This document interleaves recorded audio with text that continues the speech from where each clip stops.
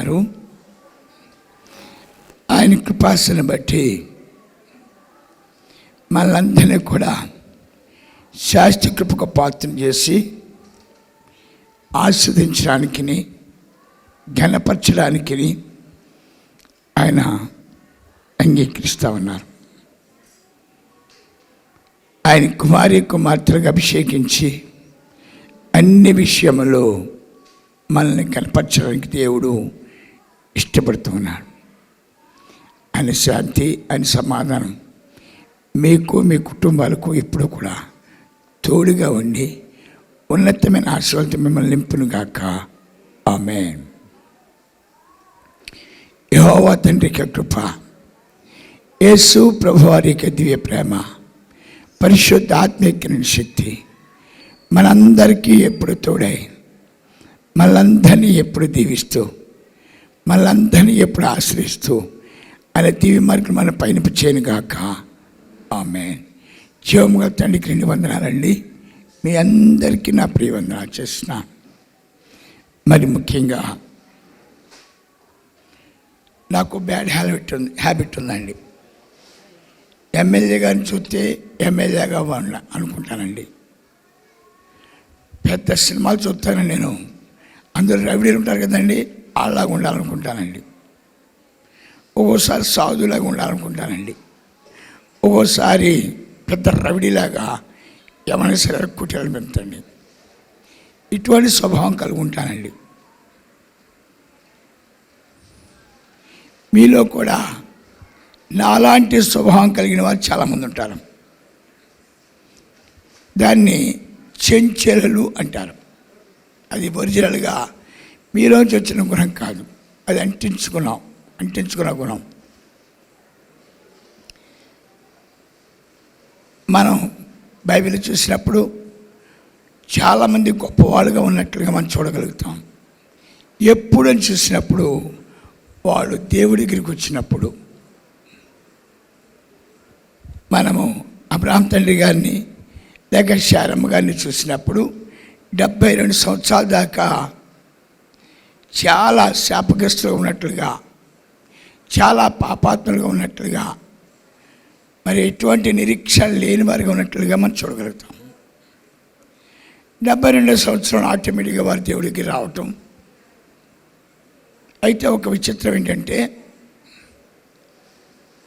Abraham గారిని నమ్ముకున్నారు, శారమ్మ గారిని నమ్ముకోవాల్సిన అవసరం లేదు. నువ్వేదో నమ్ముకున్నావు కదా నువ్వు పడు అనలేదు. అబ్రహాం గారితో పాటు శారమ్మ గారు కూడా దేవుడు నమ్ముకున్నారు. సరే, ఓ రోజున అబ్రహాం గారు మాట అన్నారు, అమ్మాయి దేవుడు మనల్ని ఎక్కడి నుంచి వెళ్ళిపోమన్నాడు. అడిగింది, ఎక్కడికి వెళ్ళమన్నాడు. ఇంకా ఎక్కడికి వెళ్ళమన్నాడు క్లారిటీ లేదు. పలానా రోజు నుంచి బయలుదేరమన్నాడు. మరి నేను బయలుదేరుతున్నాను, మీరు వెళ్తే నేను ఆగుతానంటండి. మీతోనే నా జీవితం ముడిపెట్టబడింది, మీతోనే బయలుదేరి వస్తాను. సరే, ఇద్దరు బయలుదేరారు. ఏప్రిల్ 11 అధ్యాయము 8వ వచనం చూడమ్మా.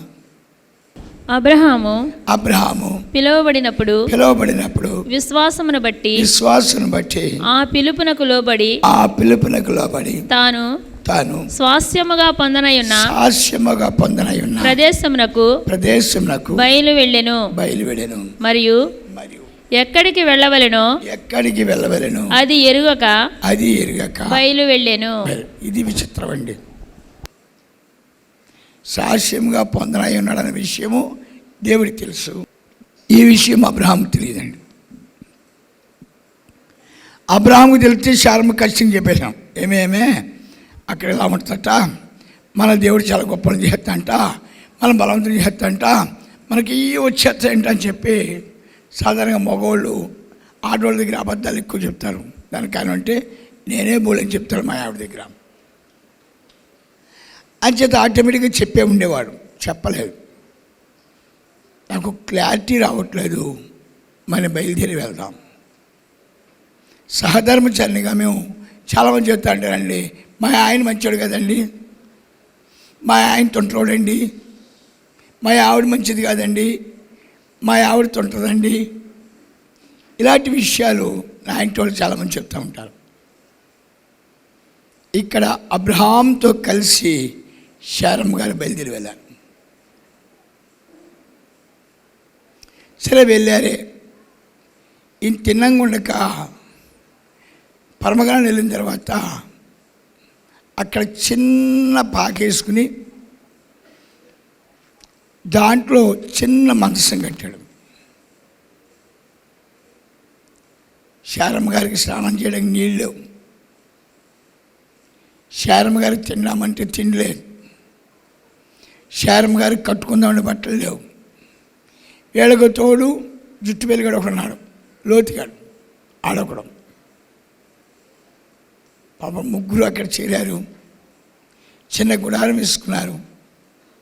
దిక్కు చూస్తున్న విషయంలో వాళ్ళు ప్రార్థన చేయటం ప్రారంభించారు. మీరు చాలామంది ప్రార్థన నమ్మరు. వాళ్ళు ఏం ప్రార్థన చేస్తున్నారంటారు, మాకు ఆహారం లేదు, ఇజ్రాయెల్ చేశారు, మాకు మన్నా లేదు, మాకు సారా లేదు, మాకు మాంసం లేదు. ఇజ్రాయెల్ చేశారు, చేయకూడదు అంటలేదు. ఇజ్రాయెల్ చేశారు ప్రార్థన, మాకు అది లేదు, మాకు ఇది లేదు, మాకు ఆకలి అయిపోతుంది, మమ్మల్ని తీసుకొచ్చావు, మమ్మల్ని అరణ్యంలో పెట్టావు, మమ్మల్ని అలా చేసావు అనే మాట. కానీ ఇక్కడ శారమ్మ గారు అబ్రాహాము గారు ఉపవసించి ప్రార్థన చేయడం ప్రారంభించారు. ఎందుకంటే వాళ్ళు ఎక్కడికి వచ్చారంటే దేవుడి దగ్గరికి వచ్చారు. దేవుడి దగ్గరికి వచ్చినప్పుడు దేవుడు పరిశుద్ధుడు, వారిని ఆరాధించే వాళ్ళు కూడా పరిశుద్ధులై ఉండాలి. సరే, మొత్తానికి ఏదో ఆరాధన ప్రారంభించారు, ప్రార్థన చేస్తున్నారు. దేవుడు అద్భుతంగా వాళ్ళని దీవించడం ప్రారంభించాడు. అద్భుతంగా గొప్పవాళ్ళుగా మారిపోతున్నారు. సరే, చాలా బాగా ఇదిగా ఉన్నారు వాళ్ళు. అలా ఉండగా ఒక అద్భుతం జరిగింది. లోతు అన్నాడు, అన్నయ్య నువ్వు నేను వేరుగా ఉందాం. దానిదేముందిరా, దానిదేముంది, నీకు ఎంతకాలం మీద పట్టుకుపో, నేను అడ్డం పెడతానండి రా సనసడా, పడిపో. పట్టిపోయాడు, కానీ ఓడిపోయాడు. అబ్రహాం గారు ఇక్కడ అదే రాత్రి 13వ అధ్యాయం 10వ వచనం చూడమ్మా. లోతు తన కన్నులెత్తి యోర్దాను ప్రాంతమంతటిని చూచెను. యెహోవా సొదొమ గొమొర్రాను పట్టణములను నాశనము చేయక మునుపు సోయారుకు వచ్చి వరకు అదంతయు యెహోవా తోట వలెను ఐగుప్తు దేశము వలెను నీళ్లు పారు దేశమై ఉండెను. కాబట్టి లోతు తనకు యోర్దాను ప్రాంతమంతటిని ఏర్పరచుకొని తూర్పుగా ప్రయాణము చేసెను. అట్లు ఒకరికి ఒకరు వేరైపోయిరి. అబ్రాము కనానులో నివసించెను. లోతు ఆ మైదానమందున్న పట్టణముల ప్రదేశంలో కాపురముండి సొదొమ దగ్గర తన గుడారము వేసుకొనెను. సొదొమ మనుషులు దుష్టులను యెహోవా దృష్టికి బహు పాపులనై ఉండిరి. లోతు అబ్రాహామును విడిచిపోయిన తర్వాత యెహోవా ఇదిగో నీ కన్నులెత్తి నీవు ఉన్న చోట నుండి ఉత్తరపు తట్టు దక్షిణపు తట్టు తూర్పు తట్టు పడమర తట్టును చూడుము. దేవుడి స్తోత్రాలు అందించు. ఎందుకనగా నీవు చూచుచున్న ఈ దేశమంతటిని నీకును నీ సంతానమునకును సదాకాలము ఇచ్చెదను.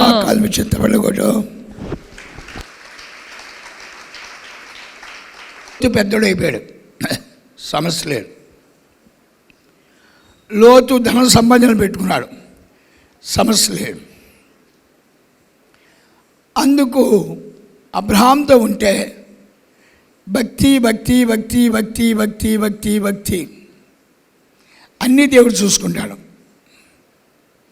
ఈ విషయాలు లోతుకు నచ్చలేదు. లోతు వెళ్ళిపోయాడు. ఎక్కడికి వెళ్ళాడు? పట్టణంలోకి వెళ్ళాడు. ఎవరితో ఉన్నాడు? అక్కడ కొంతమంది తాగుబోతుల్ని, తిరిగిపోతుల్ని, పనికిమాలను పోగు చేసుకుని వాళ్ళతో సాంగత్యం కలుగున్నాడు లోతు. అదే రాత్రి దేవుడు అబ్రహామునికి ఎక్కేసి, ఇదిగో ఇదంతా నీకు ఆస్తి ఇస్తున్నాను, తీసుకోమన్నాడు. అబ్రహాము ఎలా ఉన్నాడు? ఒంటరివాడిగా ఉన్నాడు. నిజంగా అబ్రహాం ఒంటరివాడా? కాదు. అబ్రహాంతో దేవుడు ఉన్నాడు. లోతుకి చాలామంది జనం ఉన్నారు కదా. లోతు జనాన్ని కలుగున్నాడా? లోతు జనాన్ని కలిగాడు. లోతు ఒంటరివాడిగా ఉన్నాడు. ఒంటరివాడిగా ఉన్న లోతుని సాతాను కబలించవలసిందంతే. దేవుడితో కలిసిన అబ్రహాముని హెచ్చించుకుంటూ వెళ్తున్నాడు. అంచేత చాలామంది మేము దేవుణ్ణి నమ్ముకున్నాం, నో డెవలప్మెంట్, రై కంత్రి దినకంత్రి అసలు అర్థం ఏంటి? నీ దగ్గర వినయం లేదు, నీ దగ్గర భయం లేదు, నీ దగ్గర భక్తి లేదు. నీకు కావాల్సింది ధనం. ఇలా లోకలకి వెళ్ళి ఎత్తుకో. లోకల్లో దొరుకుతుంది బోలని ధనం. అనేక రకాలుగా సంపాదించవచ్చు. ఒక్క రకంగా కాదు, అనేక రకాలుగా సంపాదించవచ్చు ధనాన్ని. అనేక రకాలుగా తినవచ్చు, అనేక రకాలుగా ఎలబోయచ్చు. అంచేత లోతు దేవుడి దగ్గర తన యాసాలు సాగమని లోకలకు వెళ్ళిపోయాడు. లోకల దుఃఖం అన్నది, లోకల రోగం అన్నది, లోకల శాపం అన్నది లోతుని చుట్టింది. అందుకే చాలామంది చెప్తారు, మేము దేవుణ్ణి నమ్ముకున్నామండి. లేదండి, దేవుణ్ణి నమ్మలేదు. దేవుణ్ణి నమ్మితే నీకు వినయం ఉంటుంది, భయం ఉంటుంది, భక్తి ఉంటుంది, నమ్మకం ఉంటుంది. లోతు 42 సంవత్సరాలు అబ్రహాం పెంచాడు. తల్లిదండ్రులు పోతే వివాహం చేశాడు, పెద్దమని చేశాడు. ఇవాళ అబ్రహాముని వదిలి స్వార్థపరుడై ధనమే ప్రాముఖ్యంగా పెట్టుకుని లోకంలోకి వెళ్ళి అన్నీ పోగొట్టుకున్నాడు లోతు. అంచేత నా ప్రియ చెల్లి, చాలామంది మీ దేవుడు నమ్ముకున్నాం, మమ్మల్ని దేవుడు ఆశించట్లేదు, మీ దేవుడు నమ్ముకున్నాం, మాకేంటో రావట్లేదు. చిచ్చి, నువ్వు నీతిమంతుడై ఉండాలి, నువ్వు యథార్థపడి ఉండాలి, నువ్వు భయభక్తులు కలిగి ఉండాలి, నువ్వు దైవాజ్ఞ పాటించేవాడు ఉండాలి. అప్పుడు అడుగు ఆశీర్వాదం. 6 15 అధ్యాయం 6వ వచనం. అది కన్నా నమ్మెను, యెహోవాను నమ్మెను, ఆయన అది అతనికి ఇందుకు అబ్రహాం నీతిగా ఎంచెను. అబ్రహాం నీతిమంతుడు కాబట్టి అబ్రహాం దేవుని ఏం అడగలేదు, కానీ దేవుడు ఇస్తున్నాడు. అబ్రహాం దేవుని ఏం కోరట్లేదు, దేవుడు ఇస్తున్నాడు. అబ్రహాం నమ్ముకున్న దేవుణ్ణి, బలవంతుడైన దేవుణ్ణి నమ్ముకున్నాడు. దేవుణ్ణి నమ్ముకున్న తర్వాత దేవుడి దగ్గర ఎలా ఉండాలి? దేవుడు ఎవరు ఉంటే ప్రేమిస్తాడు? ఎవరు ప్రేమిస్తాడండి? నీతిమంతులను, యథార్థపరులను. జపం చూడు ఒకసారి, 3వ అధ్యాయం 13వ వచనం చూడు. ఇశ్రాయేలీలలో మిగిలిన వారు పాపము చేయరు. తప్పట్లు కూడా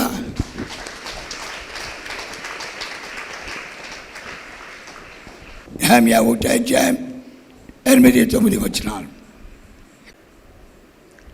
నీ సేవకుడైన మోషేతో నీవు సెలవిచ్చిన మాటను జ్ఞాపకము తెచ్చుకొనుము. అదేదనగా మీరు అపరాధము చేసిన ఎడల జనులలోనికి మిమ్మును చెదరగొట్టుదును.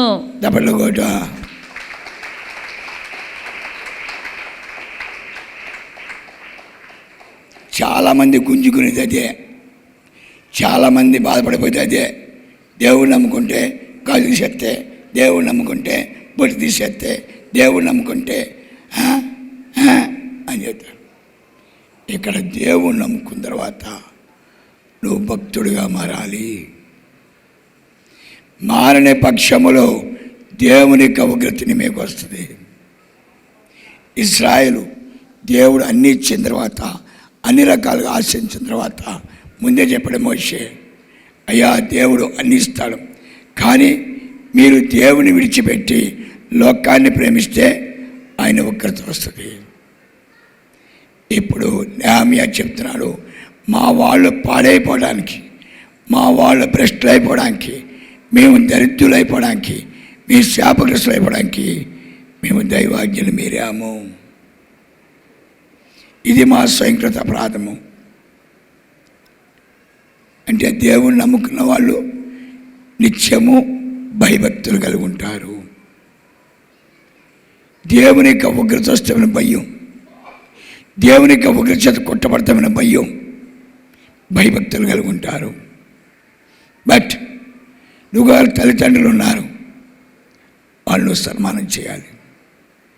బట్ పనికిరాని ఒక మూడున్నాడు నీకు, ఆ మూగుని గౌరవించాలి. బట్ నీకు ఒక గురువు ఉన్నాడు, ఆ గురువుని సన్మానం చేయాలి. అందుకు పాపం అంటే ఏంటి? తల్లిదండ్రులు అపాసం చేసేవాడు పాపి. ఎందుకు ఇంత లెక్కచ్చుగా ఉన్నారో భయమంట. ఎందుకు ఇంత లెక్కచ్చుగా ఉన్నారంట? భయమంట. ఎందుకు ఇంత లెక్కచ్చుగా ఉన్నారంట? భయమంట. దేవునికి ఉగ్రత వచ్చేస్తే కుటుంబాలు నాశనం అయిపోతాయి, బ్రతుకు నాశనం అయిపోద్ది. మొన్న ఒక రోజుని దయానిధి గారిని చూసాం. దయానిధి గారు చాలా బాగుంది, వ్యాపారం బాగుంది, హ్యాపీగా ఉన్నాడు. ఆయనకి చేతులు మకిరెండిపోతున్నాయి, కాళ్ళకి మకిరెండిపోతుంది. కాబట్టి ఎక్సలెంట్ వ్యాపారంకి వెళ్ళిపోవాలని వేరే వ్యాపారానికి వెళ్ళాడు. అంతే వ్యాపారం మొదలుపోయింది. గోల గోల ఆడుతాడు. ప్రార్థన చేయగా చెప్పాడు, దేవుడు ఆజ్ఞను అతిక్రమించి సోదరులు పడ్డాడు. నీకిచ్చిన పని, నీకే పని ఇచ్చాడో, ఎటువంటి పని ఇచ్చాడో ఆయన తెలుసు. ఆ పనిలో నువ్వు పరిశుద్ధుడుగాను, నువ్వు యథార్థపరుడుగాను, నువ్వు నీతిమంతుడిగా జీవించినప్పుడు నీ దృష్టి అంతా ధనం కాదు,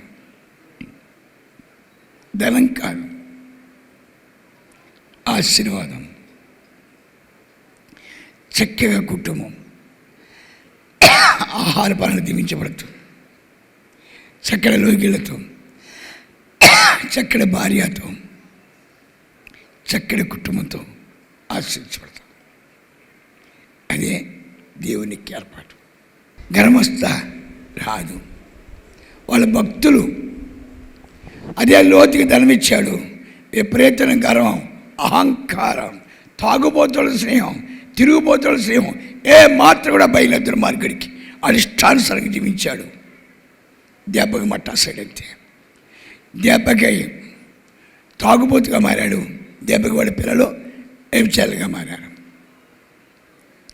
వాడి ధనం వాడిని ఏం చేసిందంటే శపించింది. వాడి ధనం వాడిని ఏం చేసిందంటే దేవునికి ఉగ్రతగా పాత్రం చేసింది. అబ్రహాం ధనం ఏం చేసిందంటే ఉన్నతుడిగా, శక్తివంతుడిగా, బలవంతుడిగా ఆశించింది. ఈ యొక్క భక్తులకి ధనం ఉంటే ఏం చేస్తారంటే ఆవగంజమే తొక్కంత కూడా గర్వం ఉండదట. వినయ సంపదలు కలిగి ఉంటారంట. దైవ కార్యాలు చేసుకుంటూ, భేదవాళ్ళని కనికరిస్తూ, భేదవాళ్ళ మీద జాలి కలిగి దాన ధర్మాలు చేస్తూ ఉంటారట. అంచేది ఈ భక్తిహీనులకు కనుక ధనం వస్తే, లోతుకు ధనం వచ్చింది, సారాగుట్టుగడు కూర్చున్నాడు. లోతుకు ఎక్కువ ధనం వచ్చింది, వాళ్ళ కూతుళ్ళు వ్యభిచారికములుగా కూర్చున్నారు. వాళ్ళ భక్తి ధనం లేదా, వాళ్ళ దగ్గర ధనం ఉంది. అబ్రహాం దగ్గర ధనం లేదా, అబ్రహాం దగ్గర ధనం ఉంది. అబ్రహాం ధనం దాన ధర్మాలకి అడిగాడు ఎలియాజరు గారు, అయ్యా ఎంత ధనం పెరిగిపోతుంది, దేవుడు మనల్ని ఆశ్రయించినాడు, అది మంది కాదు.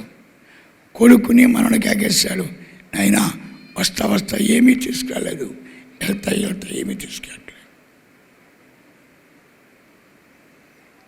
అంచేత నా ప్రేర ధనవంతులయ్యే వాళ్ళకి ఏముంటుందంటే, దేవుని చేత ఆశించే వాళ్ళకి ఏముంటుందంటే వినయము, భయము, భక్తి, నమ్రత.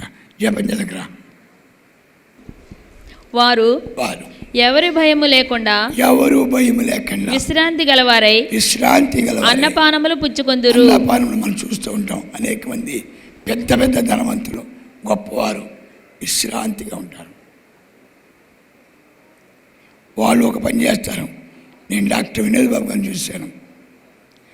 2 ధర్మ సంస్థలకు ఆయన డబ్బులు పంపిస్తాడండి, అనాథాశ్రమానికి. అనేక మందికి ఆయన దాన ధర్మాలు చేస్తూ ఉంటాడు, చూస్తాను. డాక్టర్ కాబట్టి ఇంకా సంపాదించాలి. తన పాటలు పావల దాన ధర్మాలకు ఉపయోగించాడు. ఎవరిల్లా చిరునవ్వుతో చక్కగా మాట్లాడతాడు. తల్లిదండ్రులు సన్మానించాడు, తల్లి ఇంట్లో పెట్టుకున్నాడు, పోషిస్తూ ఉంటాడు. గురువుగా నన్ను ఎంతగానో ప్రేమిస్తాడు. నన్ను గౌరవించవలసిన విధాలలో గౌరవిస్తాడు. పిల్లా పాపలతో చల్లగా. ఒకప్పుడు చచ్చిపోతాడనుకున్నారు, బతికాడు. తండ్రి అన్నాడు, అమ్మాయి నీకు నాకు సంబంధం లేదు.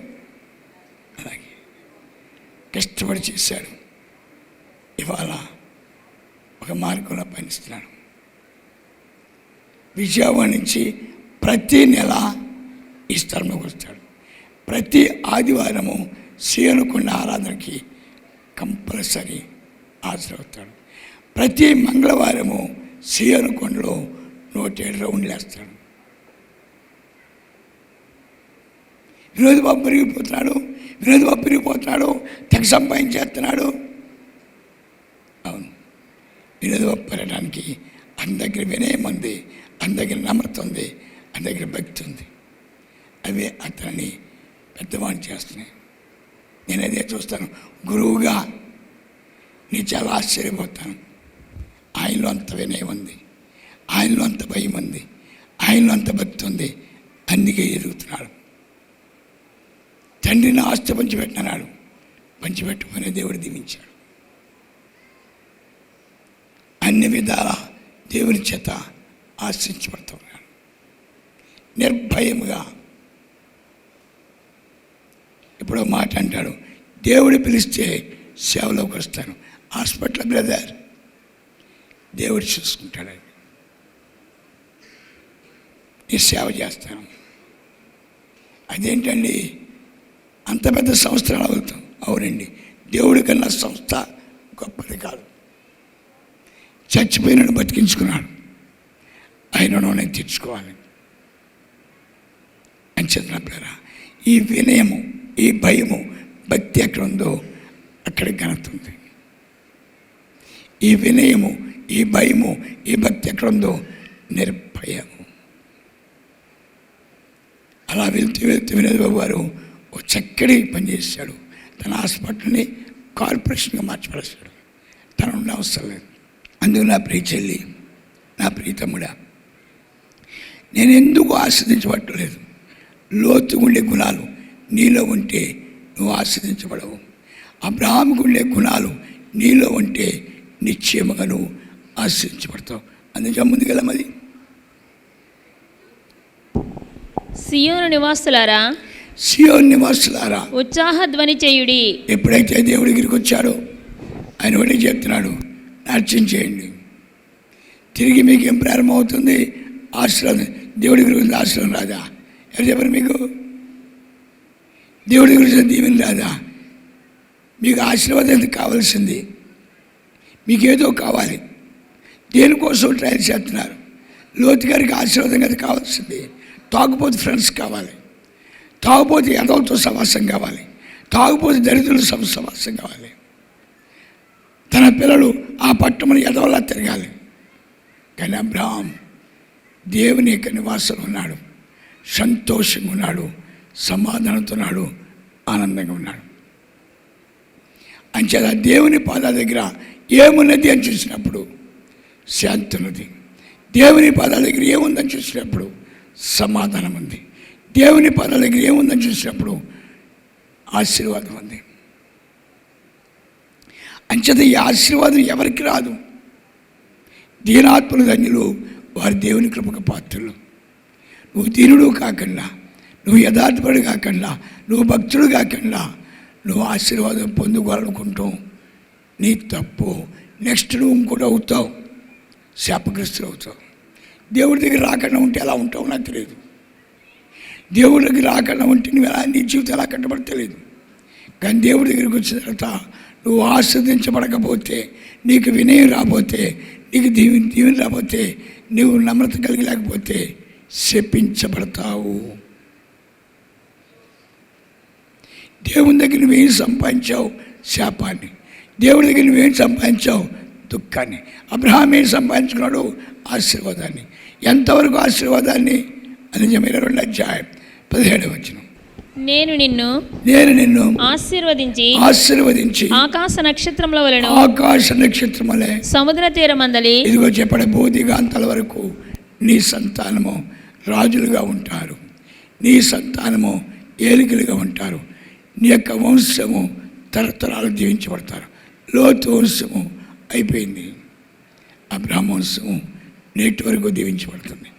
అందుకు వినయము, భయము, భక్తి, నమ్రత ఎక్కడుందో అక్కడికి అనుతున్నది. ఎక్కడైతే భక్తి ఎంత ఉండి ఎక్కడైతే వాళ్ళు ఇష్టానుసారంగా జీవిస్తున్నారో అక్కడ శాపం ఉంది. అందుకు మనం వినయం కలిగి, భయం కలిగి, భక్తి కలిగి అన్నీ కలిగి ఉందాం గాక. ఆమేన్.